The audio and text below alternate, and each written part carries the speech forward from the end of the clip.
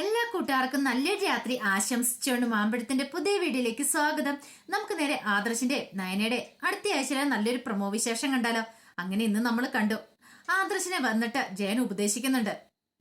കാരണം ഇനിയെങ്കിലും നീ നിന്റെ ഭാര്യയെ സ്നേഹിക്കാണ്ട് ശ്രമിക്കണം, അല്ലാതെ അമ്മയുടെ വാക്ക് കേട്ടിരുന്നിട്ടുണ്ടെങ്കിൽ നിനക്ക് ഒരിക്കലും ഒരു ജീവിതം ഉണ്ടാവില്ല എന്നൊക്കെ പറയുന്നുണ്ട്. പക്ഷെ ആദർശന്റെ മനസ്സിൽ ഇപ്പോഴും പതിഞ്ഞു കിടക്കണ ആ കാര്യം തന്നെ നയനെ പണ്ടൊന്ന് അടിച്ചു, അത് കല്യാണത്തിന് മുമ്പ്. അപ്പൊ അതിപ്പോഴും ആദർശന്റെ മനസ്സിൽ കിടക്കുക. അപ്പൊ അവള് തന്റേടിയാണെന്നൊക്കെ പറയുന്നുണ്ട്. പക്ഷെ ഇത് കേട്ട് കഴിഞ്ഞപ്പോ ജയൻ ഒരു ചിരിയാണ് വന്നേ. ജയൻ പറഞ്ഞു, അതാ കല്യാണത്തിന് മുമ്പല്ലേ, കല്യാണത്തിന് ശേഷമല്ലോ, അതുകൊണ്ട് നീ അന്ന് കാര്യമായിട്ട് എടുക്കേണ്ട ആവശ്യമില്ല. നീ ഇനിയെങ്കിലും നിന്റെ ഭാര്യനെ സ്നേഹിക്കാൻ ശ്രമിക്കാൻ പറയണം. അങ്ങനെ ജയൻ അങ്ങോട്ട് പോയി കഴിഞ്ഞപ്പോഴത്തേനും ആദർശന് വല്ലാത്തൊരു ബുദ്ധിമുട്ട് തോന്നി. ഒരു പക്ഷെ അച്ഛനൊക്കെ പറയുന്ന പോലെ താൻ അവളുടെ ക്രൂരതയാണോ കാണിച്ചുകൊണ്ടിരിക്കുന്നത്. കല്യാണം കഴിഞ്ഞിട്ട് ഇത്രയും നാളായി, എല്ലാവരും തന്നെ ഉപദേശിക്കുന്നുണ്ട്. കിരൺ ആണെങ്കിലും മുത്തശ്ശനാണെങ്കിലും എല്ലാവരും. അത് മാത്രമല്ല, തൻ്റെ അവളുടെ ഒരു കുഞ്ഞിനെ കാണാനായിട്ട് ഏറ്റവും കൂടുതൽ ആഗ്രഹിക്കുന്ന മുത്തശ്ശനും മുത്തശ്ശിയുക. പക്ഷേങ്കിൽ താൻ അവരെ ഇപ്പോഴും നിരാശപ്പെടുത്തിക്കൊണ്ടിരിക്കുക. അവരോർത്തോണ്ടിരിക്കുന്നത് തങ്ങൾക്ക് ആർക്കും എന്തോ ഒരു കുഴപ്പമാണെന്ന് വിചാരിച്ചുകൊണ്ടിരിക്കുന്നത്. അത് തന്നെ കിരണും തന്നോട് പറയുകയും ചെയ്തേ. അതൊക്കെ ഓർത്ത് കഴിഞ്ഞപ്പോൾ ആദർശനും വല്ലാത്ത സങ്കടമൊക്കെ വരുന്നുണ്ടായിരുന്നു. ഒരു പക്ഷേങ്കിൽ താൻ എന്താ ഇങ്ങനെയെന്ന് ചിന്തിക്കുക പോലും ചെയ്തിട്ടുണ്ട്. പക്ഷേങ്കിൽ നയനി ഇതുവരെ അതിനെക്കുറിച്ചൊന്നും തന്നോട് ചോദിച്ചിട്ട് പോലില്ല. ഒരു പക്ഷെ അതവളുടെ നല്ല മനസ്സുകൊണ്ടായിരിക്കും അങ്ങനെ ചോദിക്കാതിരിക്കണേന്ന് ഒക്കെ ആദർശ് കരുതുന്നുണ്ട്. പിന്നീടാണ് നയനെ അങ്ങോട്ട് കയറി വരുന്നത്. നയനയ്ക്ക് വല്ലാത്ത സങ്കടമായിരുന്നു വന്നേ. കാരണം തലയിലിരുന്ന മുല്ലപ്പൂ വരെ പിച്ചി പറിച്ച ദേവേനി കളഞ്ഞല്ലോ. ആ സങ്കടത്തോടുകൂടി നയന മുറിയിലേക്ക് കയറി വരികയാണ്. അപ്പം ആദർശ് എന്ത് പറ്റി, നിന്റെ മുഖം എന്താ വല്ലാതിരിക്കണേ നിൽക്കുക? ഒന്നുമില്ല. അല്ല, നിന്റെ തലയിൽ ചൂടിരുന്ന മുല്ലപ്പൂ ഇതെന്താ ഇങ്ങനെയെന്ന് ചോദിക്കാം. ഒന്നുമില്ല, എന്താ കാര്യം ഉണ്ടായിട്ടുണ്ടോ എന്ന് പറയാം. പിന്നീട് നയന ആദർശനോട് പറഞ്ഞു, അത് അമ്മ പറിച്ചു കളഞ്ഞെന്ന് പറയാം. അമ്മ പറിച്ചു കളഞ്ഞോ? അതെ, അമ്മയ്ക്ക് ഇഷ്ടപ്പെട്ടില്ല. അമ്മ അത് കണ്ടായിരുന്നു എൻ്റെ തലയിൽ ആദർശയുടെ മുല്ലപ്പൂ വെച്ചിരുന്നേ. അതമ്മയ്ക്ക് ഇഷ്ടപ്പെടാത്തതുകൊണ്ട് അമ്മ കാണിച്ചാന്ന് പറയാം. ഇത് കേട്ടതും ആദർശ് പറഞ്ഞു, അത് കുഴപ്പമില്ല, ഇങ്ങോട്ട് തിരികെ ഞാനത് വെച്ച് തരാന്ന് പറയണേ. വേണ്ട ആദർശേട്ടാ, ഇനി അത് വെച്ചിട്ട് നടന്നിട്ടുണ്ടെങ്കിൽ അമ്മയ്ക്ക് ഇനി അത് മതി അടുത്ത പ്രശ്നം ഉണ്ടാകാനായിട്ട്. അങ്ങനെയൊന്നും കുഴപ്പമില്ലെന്നേ, നീ ഇത് വെച്ചോണ്ട് നടക്ക്. നിന്റെ തലയെ ചൂടാൻ വേണ്ടിയിട്ടല്ലേ ഞാനിത് വാങ്ങിച്ചോണ്ട് വന്നേ. പിന്നെ നീ എന്തിനാ അത് ഇങ്ങോട്ട് കാട്ട്. ഞാൻ ഒന്നുകൂടെ വെച്ച് തന്നാൽ തീരുന്ന പ്രശ്നമല്ലേ ഉള്ളെന്ന് ചോദിക്കാം. പക്ഷേങ്കില് നാനിക്ക് എന്തോ വല്ലാത്ത സങ്കടം വരുന്നുണ്ടായിരുന്നു. നീ സങ്കടപ്പെടേണ്ട കാര്യമൊന്നുമില്ല.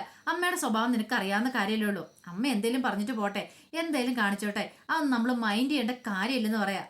അപ്പൊ എനിക്ക് ഇച്ചിരി ആശ്വാസമൊക്കെ തോന്നി. ആദർശ് തന്നെ സപ്പോർട്ട് ചെയ്യുന്നുണ്ടല്ലോ എന്നൊരു ചിന്ത ഉണ്ടാകുന്നുണ്ട്. പിന്നീട് പറഞ്ഞു, ആദർശേട്ടൻ ബാ, ഞാൻ തലയിൽ എണ്ണ വെച്ച് തരാന്ന് പറയാം, കാച്ചി എണ്ണ വെച്ച് മസാജ് ചെയ്ത് തരാന്ന് പറയണം. പിന്നീട് ആദർശിനെ അവിടെ പിടിച്ചെടുത്തിട്ട് തലയിൽ എണ്ണയൊക്കെ വെച്ച് മസാജ് ചെയ്ത് കൊടുക്കുന്നൊക്കെ ഉണ്ട്. അപ്പൊ ഈ സമയം ആദർശ് എഴുതി, കുറച്ച് ദിവസം ഇവിടെ ഇല്ലായിരുന്ന സമയത്ത് താൻ എത്രമാത്രം ബുദ്ധിമുട്ടി. ഇവളിവിടെ ഉള്ള സമയത്ത് ഇങ്ങനെയൊക്കെ തനിക്ക് ചെയ്തു തരും. പക്ഷേങ്കിലോ ഇവൾ ഒരു നിമിഷം ഇവിടെ ഇല്ലെങ്കിൽ താൻ എത്രമാത്രം വിഷമിക്കുന്നുണ്ട്. കാരണം എൻ്റെ എല്ലാ കാര്യങ്ങളിലും ഇവള് വേണം. പക്ഷെ ഇന്ന് വരെ താൻ ഇവിടെ ഒരു ഭാര്യയായിട്ട് താൻ കൂടെ കൂട്ടിയിട്ടില്ല. കിരണൊക്കെ പറയുന്നത് എത്ര ശരിയായിട്ടുള്ള കാര്യമാണ്. ഇവളെ പോലെ ഒരു ഭാര്യനെ തനിക്ക് കിട്ടണമെങ്കിൽ താൻ ശരിക്കും പുണ്യം ചെയ്യണം. കാരണം മുത്തശ്ശനാണെങ്കിലും മുത്തശ്ശിയാണ് എപ്പോഴും പറയുന്ന കാര്യം അത്. തൻ്റെ എല്ലാ കാര്യങ്ങളും കണ്ടറിഞ്ഞ് ചെയ്യുന്നു. അതോടൊപ്പം തന്നെ ഒന്നും പറയേണ്ട ആവശ്യമില്ല. ഇതൊക്കെ ഓർത്തപ്പം ആദർശനും വല്ലാത്ത വിഷമം വരുന്നുണ്ടായിരുന്നു. പിന്നീട് നയന പറഞ്ഞു, അതെ ആദർശേട്ടൻ പോയി കുളിച്ചിട്ട് വാ, ഞാൻ ഫുഡ് എടുത്തു വെക്കാം എന്ന് പറഞ്ഞ് നയനെ താഴേക്ക് അങ്ങോട്ട് ഇറങ്ങി പോവാണ്. അപ്പൊ ആദർശന് എന്തോ വല്ലാത്തൊരു മനസ്സിലൊക്കെ വിഷമം തോന്നി. പിന്നീട് കാണിക്കുന്ന നയന നേരെ കനകയുടെ അടുത്തേക്ക് ചെന്നു. കനകയുടെ അടുത്ത് ചെന്നപ്പോൾ കനക ഗോന്ദനെ വിളിച്ചോണ്ടിരിക്കുവായിരുന്നു. എന്താ അമ്മേ? അമ്മ ആരെയാ വിളിച്ചോണ്ടിരിക്കണെന്ന് ചോദിക്കാം. അല്ല മോളെ, ഞാൻ അച്ഛനെ വിളിച്ചോണ്ടിരിക്കുവായിരുന്നു. അച്ഛൻ എന്താ പറയണേ? കുഴപ്പമൊന്നുമില്ല, ഞാൻ നന്ദുവിനെ കുറിച്ചൊക്കെ ചോദിച്ചാന്ന് പറയാം. ഇല്ല, അവൾക്ക് കുഴപ്പമൊന്നുമില്ല അല്ലേ? കുഴപ്പമൊന്നുമില്ലെന്നാ പറഞ്ഞേ. അവൾക്ക് എന്നാലും പഴയ പ്രസരിപ്പൊന്നും ഇല്ല മോളെ എന്ന് പറയണേ. ഒരു കാര്യം ചെയ്യാം, ഞാൻ നന്ദുവിനെ ഒന്നുകൂടെ പോയി കാണാം, അവളോട് സംസാരിക്കാന്ന് പറയാം. എനിക്കെന്തോ മനസ്സിന് വല്ലാത്ത വിഷമം വരുന്നുണ്ട്. പാവം നന്ദു. ഇപ്പൊ അനിയുടെ അവസ്ഥ ഇവിടെ ഇങ്ങനെയാണെങ്കിൽ നന്ദു എന്തായിരിക്കും എന്ന് പറയുന്നുണ്ട്. അതെ, ഒരു കാര്യം ചെയ്യാം, ഞാൻ ഇന്ന് തന്നെ വീട്ടിൽ പോയിട്ട് വരാമെന്ന് പറയാം. അല്ല മോളെ, നീ ഇനിയിപ്പൊ അങ്ങോട്ട് പോവാന്ന് പറഞ്ഞാൽ ഇവിടെ ആർക്കെങ്കിലും എന്തെങ്കിലും പ്രശ്നം ഉണ്ടാകുമോ? ആദർശ് മോനോടൊന്ന് പറഞ്ഞിട്ട് പോകുന്നതല്ലേ നല്ലത്. കുഴപ്പമില്ല, ഞാൻ ആദർശനോട് പറഞ്ഞിട്ട് പൊക്കോളാന്ന് പറയാം. പിന്നീട് ആദർശ് ഇറങ്ങി വന്നു. ആദർശിന് ഫുഡെല്ലാം കൊടുത്തതിന് ശേഷം നയൻ എന്നിട്ട് ആദർശനോട് കാര്യം അവതരിപ്പിക്കുന്നുണ്ട്. അതെ, എനിക്ക് വീട്ടിൽ വരെ ഒന്ന് പോണം ആദർശേട്ടെന്ന് പറയണത്. അതെന്താ പെട്ടെന്ന് വീട്ടിൽ പോകാനായിട്ട്? അല്ല, അവിടെ നന്ദു അച്ഛനും തന്നെയല്ലേ ഉള്ളൂ. അപ്പൊ നന്ദുവിനെ ഒന്ന് കണ്ട് സംസാരിച്ചിട്ടൊക്കെ വരാമെന്ന് വിചാരിച്ചു, അതുകൊണ്ടാന്ന് പറയാം. അല്ല, എന്നാ പിന്നെ നന്ദുവിനോട് ഇങ്ങോട്ട് വരാൻ പറഞ്ഞു പോരെന്ന് ചോദിക്കാം. അല്ല, അത് വേണ്ട ആദർശേട്ടാ, ഞാൻ പൊയ്ക്കോളാന്ന് പറയാം. അല്ല, ഒരു കാര്യം ചെയ്യാം, നിന്നെ ഞാൻ അങ്ങോട്ട് കമ്പനിലേക്ക് പോകുന്ന സമയത്ത് അവിടെ വിട്ടിട്ട് പോകാന്ന് പറയണേ. അത് വേണ്ട ആദർശേട്ടൻ പൊക്കോ, ഞാൻ കുറച്ച് ജോലിയൊക്കെ കഴിഞ്ഞിട്ട് ഞാൻ പോയിട്ട് വന്നോളാന്ന് പറയാം. ഞാനൊരു ഓട്ടോറിക്ഷ വിളിച്ച് പോയിട്ട് വരാന്ന് പറയാം. പക്ഷേങ്കിൽ ആദർശ് സമ്മതിച്ചില്ല. ആദർശ് പറഞ്ഞു, ഞാൻ നിന്നെ കൊണ്ടാക്കിയിട്ട് പൊക്കോളാന്ന് പറയാം. അങ്ങനെ ആദർശ് ആദർശ് കമ്പനിയിലേക്ക് പോകുന്ന നേരത്ത് നയനയും കൂട്ടിക്കൊണ്ടാണ് പോകുന്നത്. പക്ഷെ ഇത് കണ്ടപ്പോൾ ദേവേനിക്ക് കൊണ്ട് ഇഷ്ടപ്പെട്ടില്ല. ദേവേനെ ആകെപ്പാടെ സമതല തെറ്റുപോലെ നിൽക്കുന്നത്. ഈ സമയം ജലജ വന്നിട്ട് പറഞ്ഞു, കണ്ടില്ലേ അവള് പോകുന്ന പോക്ക് കണ്ടില്ലേ, ഏട്ടത്തിന് മൈൻഡ് പോലും ചെയ്തെന്ന് ചോദിക്കുക. അല്ല എങ്ങോട്ടാ പോണെന്ന് ഏട്ടത്തിയോട് പറഞ്ഞോ? എനിക്കെങ്ങനെ അറിയാൻ പറ്റും? പറഞ്ഞിട്ടില്ലല്ലേ. ഈ സമയം കനക അങ്ങോട്ട് വന്നു. കനക പറഞ്ഞു, അതെ അവൾ വീട്ടിൽ വരെ പോയതാന്ന് പറയണം. ഓ ഇപ്പൊ എല്ലാം നിന്നോട് പറഞ്ഞിട്ടാണല്ലോ പോകുന്നേ, അപ്പൊ എന്നോട് പറയേണ്ട ആവശ്യമൊന്നും ഇല്ലെന്ന് പറയാം. അല്ല അത് പിന്നെ മുത്തശ്ശനോടൊക്കെ പറഞ്ഞിട്ടുണ്ട് എന്ന് പറയാം. ഓ മുത്തശ്ശനോട് പറഞ്ഞാൽ പിന്നെ അതല്ല, ആദർശം ഉണ്ടല്ലോ കൂടെ, അതിപ്പോ തന്നെ അവള് പോയിട്ട് ഇങ്ങോട്ട് വരുകയും ചെയ്യുമെന്ന് പറയണം. അല്ല അവൾക്ക് സ്വന്തം തീരുമാനപ്രകാരം പോകാനാണെങ്കിൽ പിന്നെ ഇവിടെ നിൽക്കേണ്ട ആവശ്യമുണ്ടോ? അവൾക്ക് അവളുടെ വീട്ടിൽ പോയി നിന്നാൽ പോരെ, എപ്പം നോക്കിയാലും അവൾക്ക് വീട്ടിലേക്ക് പോകാൻ സമയമുള്ളതെന്ന് പറയാം. കനക പറഞ്ഞു, അതുകൊണ്ടല്ല, നന്ദനെ കണ്ട് കുറെ ദിവസമായി, അതുകൊണ്ടാന്ന് പറയാം. അല്ല അവൾക്ക് ഇങ്ങോട്ട് വന്നാൽ എന്താ കുഴപ്പം? അത് ശരിയാകത്തില്ല, ഇങ്ങോട്ട് വന്നിട്ടുണ്ടെ പിന്നെ നിനക്കാർക്കും ഇഷ്ടപ്പെടത്തില്ലോ, അതുകൊണ്ടാന്ന് വരാത്തേന്ന് പറയാം. ജലജ പറഞ്ഞു, പിന്നെ അല്ലെന്ന് ഇഷ്ടപ്പെടുന്നില്ലെന്ന് പറഞ്ഞാൽ ആരും വരുന്നില്ല, ആരും ഇവിടെ നിൽക്കുന്നില്ലോ എന്ന് പറയാണ്. അത് കനകനെ ഉദ്ദേശിച്ചൊരു കുത്തു കൊടുത്താണ്. പക്ഷെ കനക ഒന്നും മൈൻഡ് ചെയ്തില്ല. കനകയ്ക്ക് അറിയാൻ ജലജയുടെ സ്വഭാവം എന്തൊക്കെയാന്നുള്ളത്. പിന്നീട് ആദർശ് വീണ്ടും അവിടെ കൊണ്ടേ വണ്ടി നിർത്തിയിട്ട് പറഞ്ഞു, അതെ ഞാൻ ഇറങ്ങണമെന്ന് ചോദിക്കാം. വേണ്ട ആദർശേട്ടാ, ആദർശേട്ടൻ പൊക്കോ, ഞാൻ തിരികെ പോകും, ഞാനൊരു ഓട്ടോറിക്ഷ വിളിച്ച് പൊക്കോളാന്ന് പറയാം. അത് വേണ്ട, എന്നെ വിളിച്ചാൽ മതി, ഞാൻ വന്നോളാന്നൊക്കെ പറയുന്നുണ്ട്. പിന്നീട് നയനെ അങ്ങോട്ട് കയറി ചെല്ലുവേണം. ഈ സമയം നന്ദു മുറിയിൽ തന്നെയായിരുന്നു. നന്ദു മുറിയിൽ നിന്ന് അധികം ഇറങ്ങാറൊന്നുമില്ല. അപ്പൊ ഗോവിന്ദ് ചോദിച്ചു, എന്താ മോളെ, എന്ത് പറ്റി പതയിലും വീര്യതുമായിട്ട് എന്തെങ്കിലും പ്രശ്നമുണ്ടോ എന്ന് ചോദിക്കാം.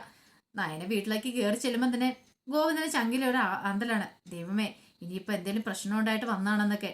കുഴപ്പമൊന്നുമില്ല അച്ഛാ, ഞാൻ നന്ദുവിനെ കാണാൻ വേണ്ടി വന്നാന്ന് പറയണ. ആണോ, മോള് മുറിയിലുണ്ട്, അങ്ങ് ചെല്ലാൻ പറയാണ്. അങ്ങനെ നായനെ അങ്ങോട്ട് ചെല്ലുമ്പോൾ നന്ദു അവിടെ ഇരിക്കുന്നുണ്ടായിരുന്നു. ഇതെന്താ നന്ദു നീ മുറിക്കകത്ത് തന്നെ ഇരിക്കണേ? ഒന്നുമില്ല അടുത്ത്, ഞാൻ ചുമ്മാ ഇരുന്നാന്ന് പറയാം. പിന്നീട് നന്ദുവിന് വിശേഷങ്ങളൊക്കെ ചോദിക്കുന്നുണ്ട്. അതിനുശേഷം നന്ദു പറഞ്ഞു, അതെ എടുത്ത് കുഴപ്പമൊന്നുമില്ല ചേച്ചിക്കല്ലേ എന്ന് ചോദിക്കണം. എന്ത് കുഴപ്പം? അല്ല ആദർശാൻ ഇപ്പോഴും അതുപോലെ തന്നെയാണോ ചേച്ചിയോട് പെരുമാറുന്നേ? അതൊന്നും കുഴപ്പമില്ല നന്ദു, നീ അതൊന്നും ഓർത്ത് ടെൻഷൻ അടിക്കേണ്ടെന്ന് പറയണം. എനിക്കറിയില്ല ചേച്ചിയായിരുന്നു ഈ കാര്യങ്ങളൊന്നും. ഞാൻ വിചാരിച്ചുകൊണ്ടിരുന്നേ ആദർശേട്ടൻ നയനിച്ച് നല്ല സ്നേഹത്തിലായിരിക്കുന്ന. അന്ന് തന്നെ ആദർശേട്ടൻ ഇവിടെ ചേച്ചിനെ കൂട്ടാനായിട്ട് വന്നില്ലായിരുന്നോ? അങ്ങനെ കൂട്ടിക്കൊണ്ട് പോകുന്ന സമയത്ത് എത്ര സ്നേഹമായിരുന്നു. പക്ഷേങ്കില് നിങ്ങൾ രണ്ടുപേരും രണ്ടായിട്ടാണ് ജീവിക്കുന്നത് എനിക്കറിയില്ലായിരുന്നു. ഇപ്പോഴും അങ്ങനെ തന്നെയാണ് ചേച്ചി, രണ്ടുപേരും രണ്ടായിട്ട് തന്നെയാണ് ജീവിക്കണേന്ന് ചോദിക്കാം. അത് അങ്ങനെയൊക്കെ തന്നെ മോളെ, അതിന് ഇനി മാറ്റം വരാൻ പോകുന്ന പെട്ടെന്നൊരു മാറ്റം വരുമെന്ന് എനിക്ക് തോന്നുന്നില്ലെന്ന് പറയാം. അതെന്താ ആദർശാണ് ഇപ്പോഴും ഇത്തിരി പോലും ഇഷ്ടമില്ലേന്ന് ചോദിക്കാം. ഇപ്പൊ കുറച്ച് മാറ്റങ്ങളൊക്കെ വന്നിട്ടുണ്ട് കുറച്ച് ദിവസമായിട്ട്, പക്ഷെ അത് എത്ര നാളത്തേക്കാന്ന് അറിയാൻ പറ്റില്ല. ഇപ്പൊ തന്നെ അറിയാലോ, നിന്റെ നവ്യേച്ചി പ്രഗ്നന്റ് ആയി. അപ്പൊ അതിനു മുമ്പ് കല്യാണം കഴിഞ്ഞല്ലേ ഞാന്. അപ്പം ഇതൊക്കെ പറഞ്ഞ് മുത്തശ്ശനും മുത്തശ്ശിയൊക്കെ ആദർശനോട് പറയുന്നുണ്ട്. അവർക്ക് ഒത്തിരി ആഗ്രഹമുണ്ട് ഞങ്ങളുടെ ഒരു കുഞ്ഞിനെ കുഞ്ചിക്കണം എന്നൊക്കെയുള്ളത്. പക്ഷേങ്കില് ഞാൻ എന്താ പറയണ്ടേ, അതിന് മറുപടി പോലും പറയാൻ പറ്റാത്ത ഒരവസ്ഥയിലാണ് ഞാൻ നിൽക്കുന്നത്. അല്ല എന്റെ വിഷമം നിന്നോട് പറഞ്ഞിട്ടുണ്ടെങ്കിൽ നിനക്കത് മനസ്സിലാവുമെന്ന് എനിക്ക് അറിയില്ല എന്ന് പറയാം. ഇത് കേട്ടപ്പോൾ നന്ദു പറഞ്ഞു, അതെന്താ വെച്ചാൽ അങ്ങനെ പറഞ്ഞ് എനിക്ക് ചേച്ചിയുടെ വിഷമങ്ങളൊക്കെ മനസ്സിലാവുമെന്ന് പറയാം. നയന പറഞ്ഞു, അതുകൊണ്ടാണ് ഞാൻ പറഞ്ഞത് നിന്നോട് അങ്ങോട്ട് വരണ്ടാന്ന് പറഞ്ഞേ. അറിയാലോ രണ്ട് ചേച്ചിമാരുടെ ജീവിതം ഇങ്ങനെയാ. ഇനിയിപ്പം നീയും കൂടെ വന്നിട്ടുണ്ടെങ്കിൽ നിനക്ക് ഒരിക്കലും അവിടെ നല്ലൊരു ജീവിതം കിട്ടാൻ പോകുന്നില്ല. ഇപ്പം അനി നിന്നെ അംഗീകരിച്ചാലും അറിയാലോ ബാക്കി ആരും നിന്നെ അംഗീകരിക്കാൻ പോകുന്നില്ലെന്ന് പറയാം. മുത്തശ്ശനാണ് വാക്ക് കൊടുത്ത അനാമികയുടെ അച്ഛന്. അപ്പം മുത്തശ്ശൻ വാക്കും മറ്റും നിനക്ക് തോന്നുന്നുണ്ടോ എന്ന് ചോദിക്കാം. എനിക്കറിയാം ചേച്ചി, അതുകൊണ്ടല്ലേ പിന്നെ ഞാൻ ഒന്നും പറയാത്തേ. അല്ല പിന്നെ അനിയും വിളിക്കോ മറ്റോ ചെയ്തോന്ന് ചോദിക്കണം. വിളിച്ചൊന്നും ഇല്ലാന്ന് പറയണം. പിന്നീട് ഫ്രണ്ട്സ് വന്ന കാര്യങ്ങളൊക്കെ പറയണം. ഇതെല്ലാം കേട്ട് കഴിഞ്ഞപ്പം നയന പറഞ്ഞു, നീ എടുത്ത് ഒരു ഉചിതമായ തീരുമാനം തന്നെയാണ്. കാരണം ഇനി ഒരിക്കലും അനിയായിട്ടോ കാണാനോ മിണ്ടാനോ ശ്രമിക്കരുത്. ഇത് കേട്ടപ്പോൾ നന്ദു പറഞ്ഞു, കല്യാണത്തിന് പോലും വരണമെന്ന് എനിക്കില്ലേ ചേച്ചി, കല്യാണത്തിന് വന്നിട്ടുണ്ടെങ്കിൽ ശരിയാവത്തില്ലെന്ന് പറയാം. അത് ശരിയാവത്തില്ല, കല്യാണത്തിന് വരാതിരുന്നിട്ടുണ്ടെങ്കിൽ പിന്നെ അത് മതി അടുത്ത പ്രശ്നം ഉണ്ടാവാനായിട്ട്. എന്തോ ഒരു ഇഷ്യൂ ഉള്ളതുകൊണ്ടാണ് നീ വരാത്തതെന്ന് എല്ലാവരും വിചാരിക്കും. അത് കുഴപ്പമില്ല, നീ കൂളായിട്ട് വന്നാൽ മതി, ഒന്നുമില്ലെന്നേ. പക്ഷേങ്കിൽ നന്ദുവിന്റെ മനസ്സ് വല്ലാത്ത പതറുന്നുണ്ടായിരുന്നു. അത് എനിക്ക് ശരിക്കും മനസ്സിലായി. കാരണം നന്ദുവിനെ കൂടെ ഒത്തിരി സ്നേഹിക്കുന്ന നയന. അപ്പം നന്ദുവിന് എന്തെങ്കിലും വിഷമം വന്നിട്ടുണ്ട് സഹിക്കാവുന്നതിൽ അപ്പുറമാണ്. പക്ഷേങ്കിൽ അവൾ ആ വീട്ടിലേക്ക് വന്നാലുണ്ടാകുന്ന അവസ്ഥകളെ കുറിച്ച് നയനയ്ക്ക് നന്നായിട്ടറിയാം. അതുകൊണ്ടാണ് നന്ദുവിനെ വിലക്കം തന്നെ. ഇനിയിപ്പോൾ അനാമികയാണെ കുഴപ്പമില്ല, അനാമികനെ ആണെങ്കിൽ ദേവേനെ ആണെങ്കിലും എല്ലാവരും അംഗീകരിച്ചു കഴിഞ്ഞാണ്. അവൾക്ക് കുറച്ച് പണവും പത്രാസവും ഒക്കെ ഉള്ളതുകൊണ്ട് കുഴപ്പമില്ലല്ലോ എന്ന രീതിയിലായിരുന്നു.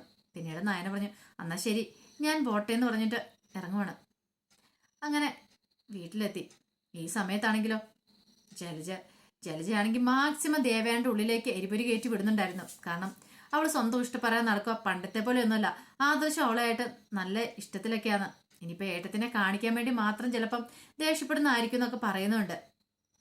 പിന്നീട് ഇതൊക്കെ കേട്ട് കഴിഞ്ഞപ്പോൾ ദേവേനിക്കോട് സഹിച്ചില്ല. ദേവേനോട് അതെ, ഒരുത്തിയുടെ ചെലവിൽ കഴിയണം ഞാൻ ഇവിടെ ഉദ്ദേശിച്ചിട്ടില്ല.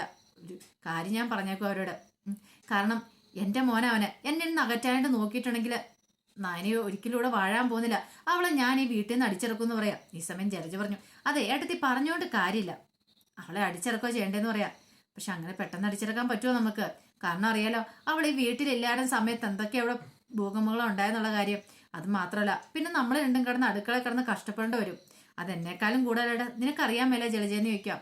അതൊക്കെ എനിക്ക് അറിയാട്ടത്തി, അതൊക്കെ പക്ഷെ ഒരു വേലക്കാരനെ വെച്ചാൽ തീരുന്ന കാര്യമല്ലേ ഉള്ളൂ എന്നും പറഞ്ഞുകൊണ്ട് ഇവറ്റകളെ ഇങ്ങനെ തല ചുമന്നുകൊണ്ട് നടക്കേണ്ട കാര്യമുണ്ടോ എന്ന് ചോദിക്കാം. പക്ഷെ ഇപ്പൊ എടുത്തെടുത്ത് തീരുമാനം എടുക്കാൻ പറ്റില്ല. കാരണം അച്ഛൻ്റെ കാര്യം ഒന്ന് ഓർത്ത് നോക്കി, അച്ഛനെങ്ങാനും ഇത് അറിഞ്ഞിട്ടുണ്ടെങ്കിൽ അതോടുകൂടി നമ്മൾ ഈ വീട്ടിൽ നിന്ന് പുറത്താവെന്ന് പറയാം. അത് ജലജയ്ക്ക് നന്നായിട്ട് അറിയാവുന്ന കാര്യമാണ്. അങ്ങനെ എന്തെങ്കിലും സംഭവിച്ചിട്ടുണ്ടെങ്കിൽ ആദ്യം പുറത്താവുന്ന തങ്ങളാന്നുള്ള കാര്യം. പിന്നീട് ജലജ പറഞ്ഞു, അതിന് എടുത്ത് എന്ത് ചെയ്യണമെന്നറിയോ, തന്ത്രപരമായിട്ട് നീങ്ങണം. എന്നാൽ മാത്രമേ കാര്യമുള്ളൂ. ഇവിടെ തന്ത്രമാണ് പ്രയോഗിക്കേണ്ടത്. എങ്കിൽ മാത്രമേ അവളെ നൈസായിട്ട് ഈ വീട്ടിൽ നിന്ന് പറഞ്ഞു വിടാൻ പറ്റുള്ളൂ. അവളെ എന്നല്ല, അവളുടെ ചേച്ചി ഒരുത്തിയുണ്ടല്ലോ, അവളെയും കൂടെ പറഞ്ഞുകൊണ്ടെന്ന് പറയാം. ഇത് കേട്ടൻ ദേവേനെ ചോദിച്ചു, നീ എന്തൊക്കെ വർത്താനാ ജലജ പറയണേ? അതിന് അവള് പ്രഗ്നന്റ് അല്ലേന്ന് ചോദിക്കണം. പ്രഗ്നന്റ്, അതിനെക്കുറിച്ചൊന്നും പറയാതിരിക്കുന്ന പേരെന്നും പറഞ്ഞിട്ട് ജലജ അങ്ങോട്ട് കയറി പോവാണ്. പിന്നീട് കാണിക്കുന്ന അവരെല്ലാം കൂടെ അവിടെ ഇരിക്കുന്ന സമയത്ത് ഒരു കാറ് കൊണ്ട് അങ്ങോട്ട് നിർത്തുന്നുണ്ട്. ഒരു ആഡംബര കാറൊക്കെയാണ്. അതിനകത്തേക്ക് ഒരു പെണ്ണും കൂടെ ഇറങ്ങുന്നുണ്ട്. പക്ഷെ ആരാ എന്താണെന്നും കാണിച്ചിട്ടില്ല. അപ്പൊ അവളുടെ വരവിന്റെ ഉദ്ദേശം എന്താണെന്നും അറിയത്തില്ല. അപ്പൊ അങ്ങോട്ട് വരുന്നൊക്കെയുണ്ട്. അപ്പൊ അതിന്റെ വിശേഷങ്ങളൊക്കെ ഇനി നമ്മൾ കാണാൻ പോകുന്നത്. ഇപ്പൊ അടുത്ത ആഴ്ചത്തെ വിശേഷം വന്നു കഴിഞ്ഞാൽ അറിയത്തുള്ളൂ അതാരാ എന്താ എങ്ങനെയാന്നൊക്കെ. അപ്പൊ ആ വിശേഷങ്ങൾക്കായി നമുക്ക് എല്ലാവർക്കും കാത്തിരിക്കാം കേട്ടോ. അപ്പൊ ഒരിക്കൽ കൂടി എല്ലാവർക്കും നല്ലൊരു രാത്രി ആശംസിച്ചുകൊണ്ട് നിർത്തുന്നു. നന്ദി.